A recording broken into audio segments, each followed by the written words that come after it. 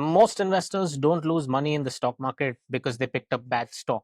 They lose money because they picked a bad reaction. They're not able to control their emotions. Welcome to Signal and Sentiment, guys. Today we're breaking down why most investors fail and how you can avoid making these same mistakes. No fluff, no hype, just strategy and timeless lessons so you can win long term. So, first section being why do most investors fail, right? Here's the truth.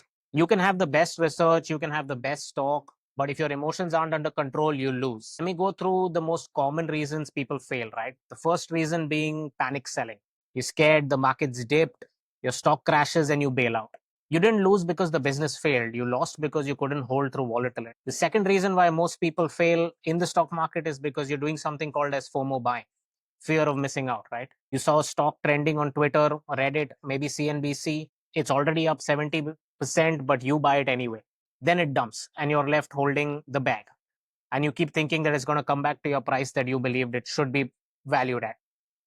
Number three, more reason why most investors fail is because you have unrealistic expectations. You expect to double your money in 3 months, and when it doesn't happen, you lose patience and you sell a winner too early. That's another way where people pretty much since the dawn of time have been losing money in the stock market, right? Number four is you're investing with rent money. And what do I mean by rent money? You're not able to think long term because you need the cash next week. That's not investing, that's trading, and they are gambling under pressure.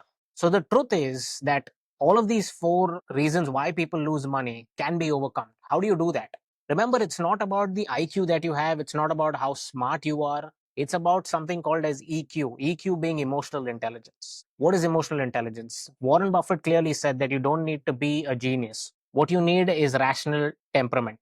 Now, what we're going to do next is break down in our next section how do we avoid this trap and how do we have more amount of emotional intelligence in order to deal with these problems and to come out on the other side with profits, right? So the first rule that you do is you build a system, whether it's monthly, whether it's weekly, whether it's daily. Go in for something called as SIPs, which is like systematic investment plans, or do something called as dollar cost averaging, which is basically when your stock falls lower, you buy more so that you're able to lower at a lower price. If it heads higher, sometimes buy at a better price. Great companies necessarily don't keep falling, right? And do something called as asset allocation and stick to your process. Especially when it feels boring, is when you stick to your process more and more, because that's the reason and that's the differentiation between you and a longer term investor is when you're bored and other people are bored, you don't make the same mistakes that they make, right? So, rule number two is you pretty much zoom out, you look at the longer picture.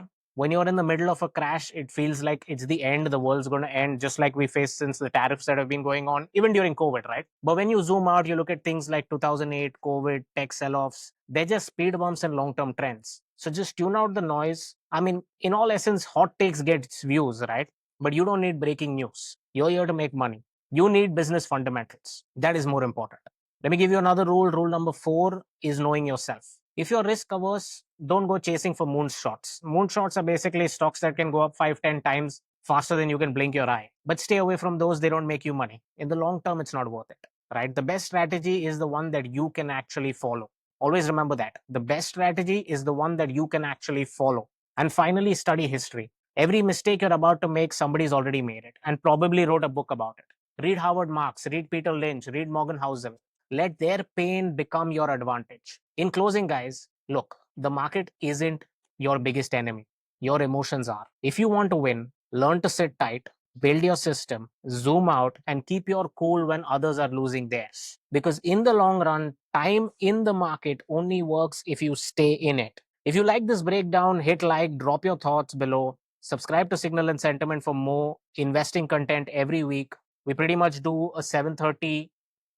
Actually, now it's shifted to a 9 a.m. Eastern Standard Time pre-market open as well as a market open for an hour. Join us live on YouTube. Go ahead, ask your questions to us. It's an AMA. It's fun. Join in, guys. Take care.